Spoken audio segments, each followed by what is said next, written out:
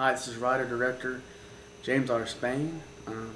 I'm here with you again on a second commentary track that will be on disc number 3.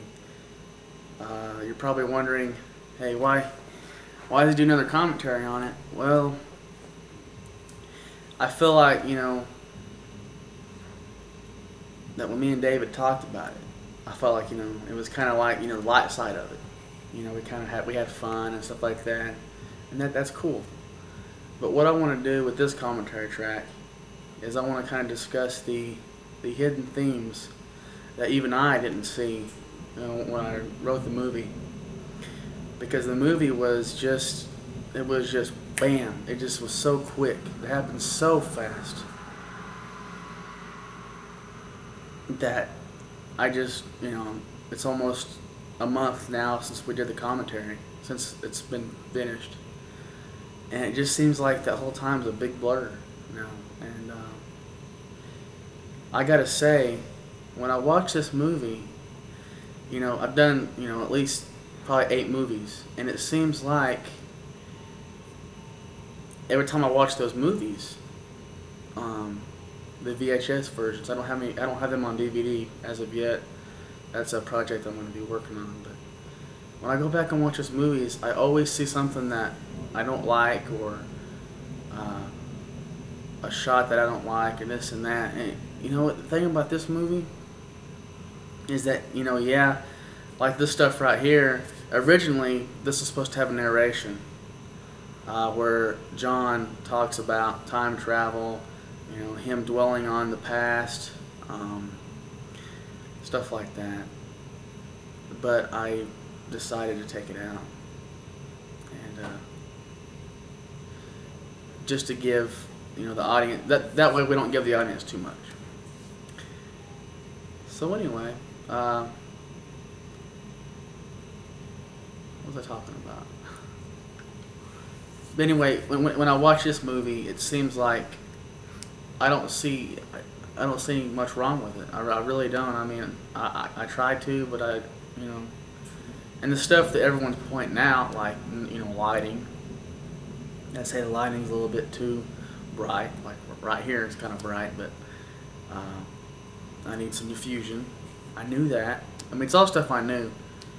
The green screen stuff, which the green screen stuff is my first attempt to do green screen, so I think for the first time it turned out pretty good. But I kind of knew it was a little cheesy, but hey, you're dealing with $100 software. Number 3 was there was a shot where young John is falling at the end. And there's a green screen shot where he's looking back like this and he's falling. In that shot, I originally had, where he's just kind of like this, and he's just kind of just dead to the world, just kind of looking, kind of spaced out up towards John as he falls. But I had that in the movie, and actually had it in the commentary version that only me and David saw. It's not on the actual DVDs, the main DVDs that you have. But he was actually, it looked like I was smiling. So what I did is I took that out and I made it to where I was turning my head. I used the shots of me turning my head. But and I had a guy tell me that that hey, he knows he's gonna die. Why is he facing backwards? And I said, well, originally he was facing forward, but I just sometimes listening to people, you lose your vision, and that's one thing I learned on this project is, it's good to listen to people, but sometimes you gotta make your own. You gotta take what they say and then still make your own judgment. So anyway, let's see. Just what else? Sound. Sound's another issue, which in my next movie I would like to have better sound. And one way I'm gonna try to fix that is probably get a mic and attach it to a rod and with a wire that goes down to a tape recorder. I want a pretty advanced tape recorder where we can boom it above the actors, and I can use that to piece together the audio with the video and make a better sounding audio track. So let's go ahead and I'm going to go ahead and look at the video now. I've been rattling off now. One thing, as I discussed in the other commentary, is that I wanted the cuts to just, really move. I wanted them to really move, and I feel like I succeeded very, very well on the editing part. I feel like the editing is just awesome. And I gotta give credit to the computer.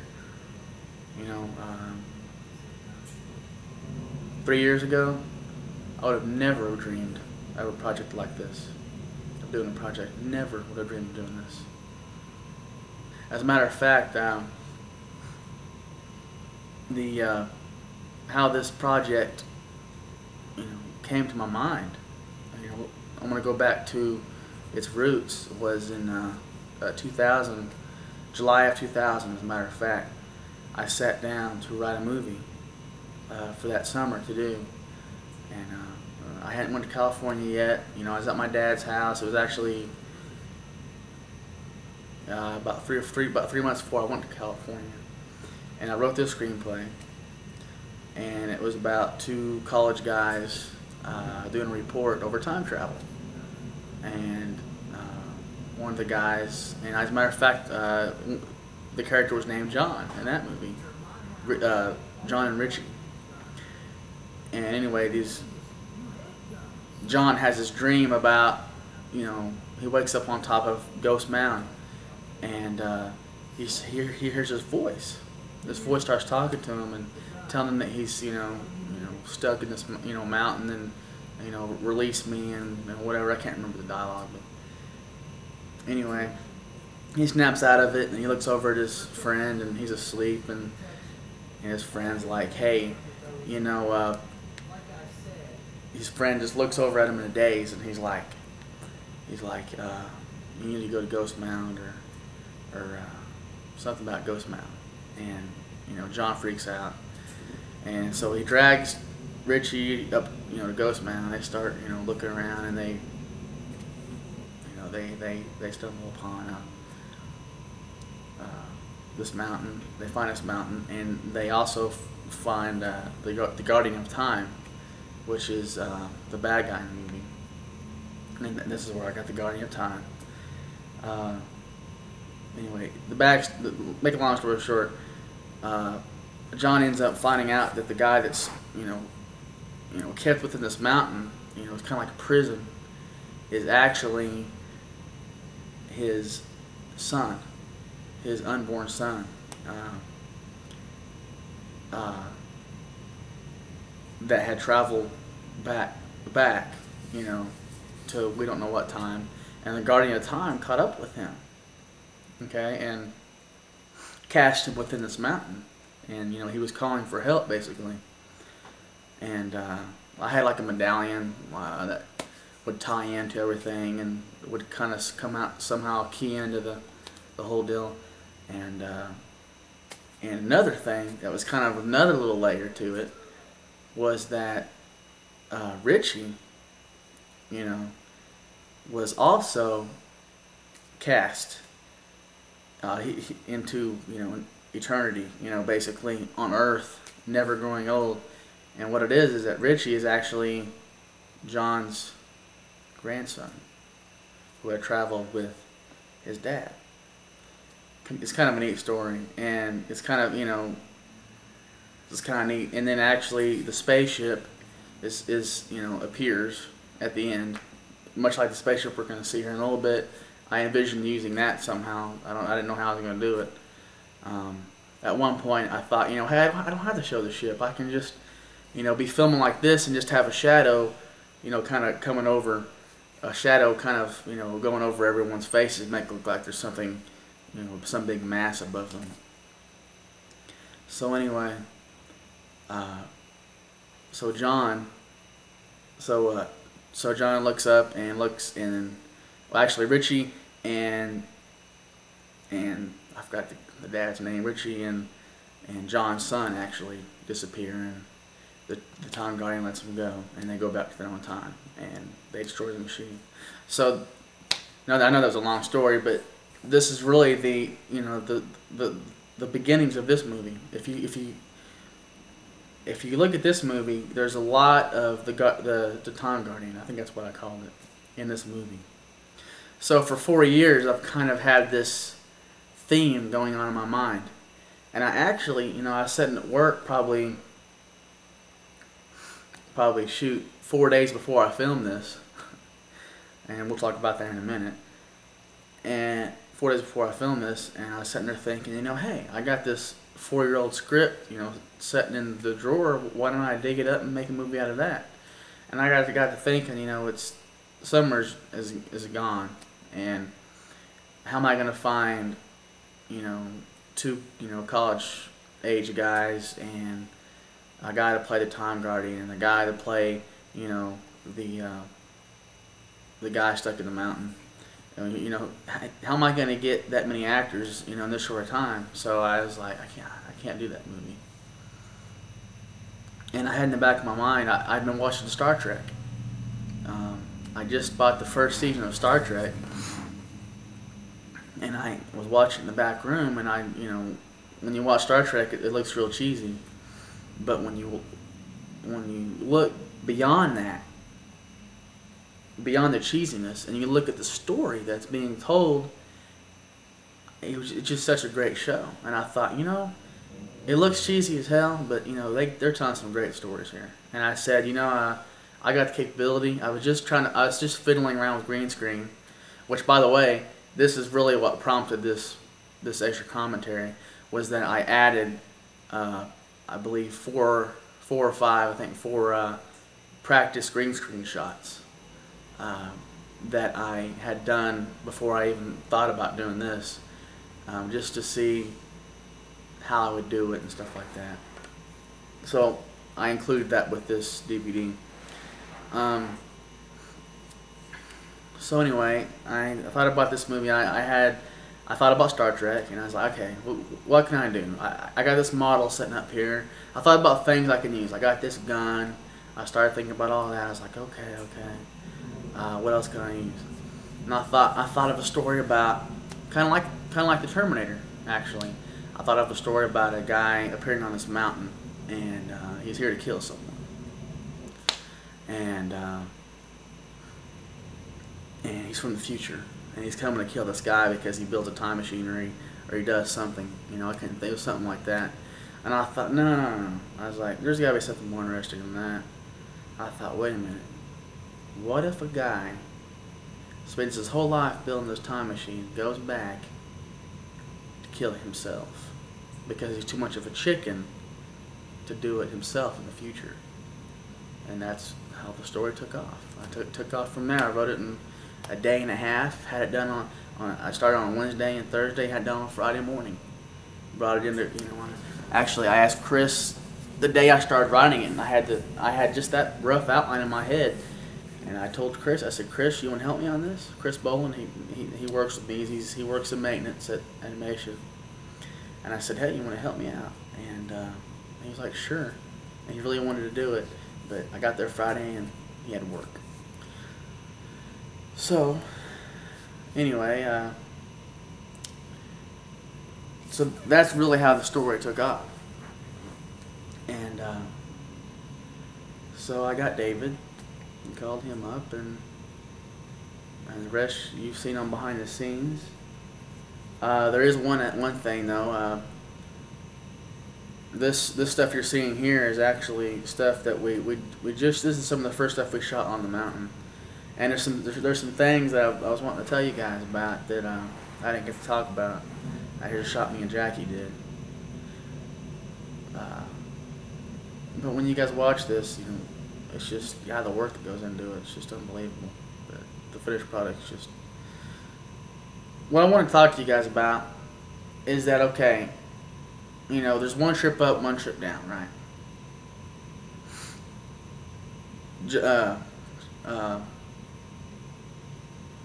David had to go one trip up and one trip down, right? I went one trip up, one trip down 3 times. So a total of 6 times. 1, 2, 3, 4, 5, 6. because I don't know what it was that I think we had a problem with the battery or something, and it kept on dying on me. And luckily I had a charger in the car where I hook it to my cigarette lighter and charge up. I didn't talk about that in the commentary, but that's one of the reasons why I was a little bit irritable, tired. Is because, hey, I'm climbing up this damn hill 6 times, and and David, he volunteered to go ahead and stay up on the mountain and in the shade, and I was like, there's no sense in both of us going up and down. So anyway, I want to tell you guys about that, and I actually went back to town to let the battery charge up. I thought, hell, I might as well go to town and buy some more pop and some food. So I went all the way back to town and then drove back and then did some more shots. I actually think that last green screen shot that you saw I really liked that, where you can see old John's face there. That shot's not too bad. The shots that were kind of like this were earlier when I'm walking to Ghost Mountain. I think those shots, that's not really bad either. But I think those shots going up to Ghost Mountain were kind of iffy, but you really needed them because I needed to show that old John passed young John, because I needed old John to get up the mountain first. Let's see. And there's also some other stuff I want to talk about before the movie's over, is the hidden themes that I didn't see even as I was writing it, as I was making it. I didn't see it. When I was putting it together, I didn't see it. Not until probably the second, third time I put it in to watch it. I thought of the hidden meaning. And the hidden meaning to me is it reflects on me, my own life, my own personal life, and that is that I spend all my time, or a lot of my time, at work, and a lot of my time doing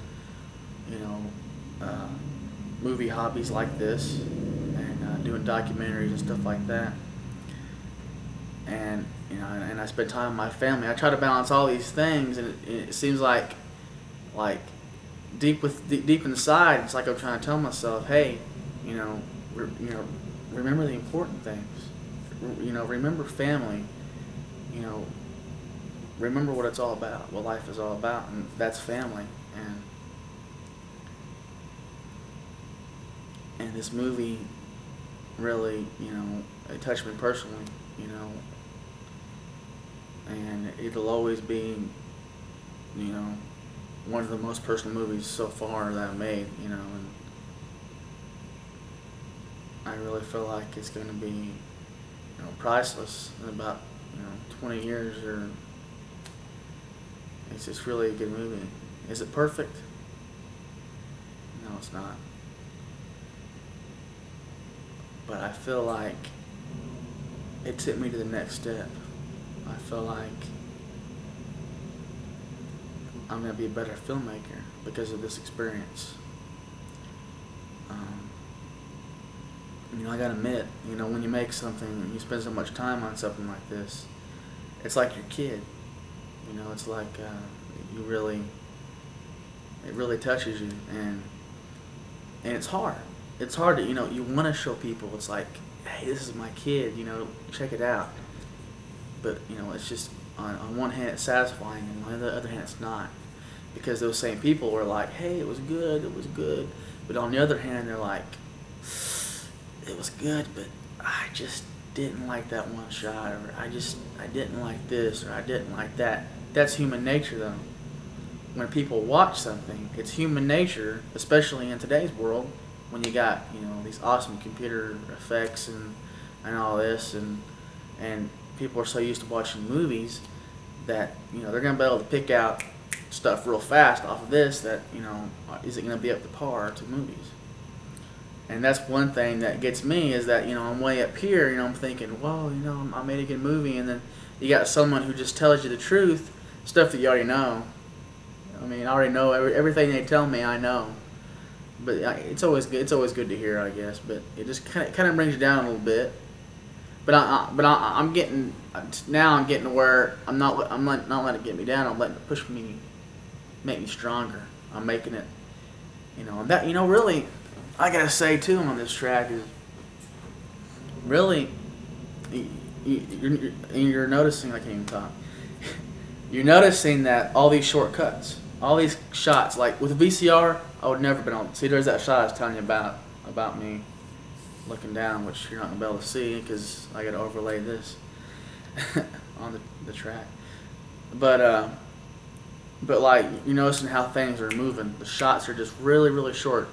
If I would make a VHS edit of this, which is play the camera and record each shot on VHS and edit it, I guarantee it would not look like this. You would have a different tone because I would not be able to do overlaps like this. It would be completely different. And that's what's so exciting about this new project about going back to my old movies. And I'm going to put all my old movies on DVD. I'm really excited about seeing how they're going to turn out. But it's just the computer is really allowing me to get closer to my original vision of the movie. But back to what I was talking about. But you see these shortcuts. The reason why I'm doing this is because of one person giving me advice, which really, I'll be honest with you, really pissed me off. 2 movies ago, I did a movie called A Lost Hero, A Lost Man. Very, very personal movie, and I knew it was going to be personal when I was writing it. I wanted it to be very personal. I wanted to, have a Stevie Ray Vaughan, my, Jamie, my wife. I wanted, my son Brendan. I wanted all these 3 topics, and death, 4 topics. There's several layers in that movie that I wanted to just intertwine and really be something special. And I spent so much time on it, I can't even remember how much, at least a month of production. At least a month. I mean, I don't know how many days. I think it was like 9 days total, which is like twice as much on this. And the movie ended up clocking out at about an hour and 45 minutes. An hour and 45 minutes with a screenplay that was shorter than this. So you can imagine, there wasn't much talking. And when I originally envisioned this movie, I didn't want, talking. I wanted it to be all visual. I wanted you to think and watch the vision, watch the screen, and let the images tell the story. That was my goal. Now, when he watched it, he over dramatizes it. He'd watch it and he'd do that stuff. But after he watched it, he said, "No, James, I get what you're trying to do here, but your shots are way too long, and your lack of dialogue kills the movie." Pissed me off. I won't lie to you. It pissed me off, but it made me stronger. It made me a better movie maker. And Doug, I gotta thank you for doing that, because I don't think if you wouldn't have made that comment, this movie wouldn't have been as good. Not perfect movie, but a lot better. Like these short shots. I wouldn't have ever filmed it like this. I would have done it differently, back then, and that was just that was a very good, positive, thing. So that he could, tell me. But this movie, I just wanted to kind of get more personal on this movie with you and talk to you a little more personal about this. That it was kind of hard for me to talk with David here, and I thought I really wanted it to be a fun commentary, and this I really wanted to just come here, and I didn't want to I don't want to delete this stuff off the computer and 3 months from now I'll go, damn, why didn't I do a personal commentary, make a 3rd disc and put green screen stuff on it. So that's why I put this disc together. But I really do. I love my family so much. You know, my family is what made me, you know, who I am today. And I gotta thank you. You know, it was you guys who pushed me, you know, to make me who I am today, to make me strong, and to never give up on something. You know, there was a couple times during this project I wanted to give up, but I didn't. I love you. Thank you for watching this commentary.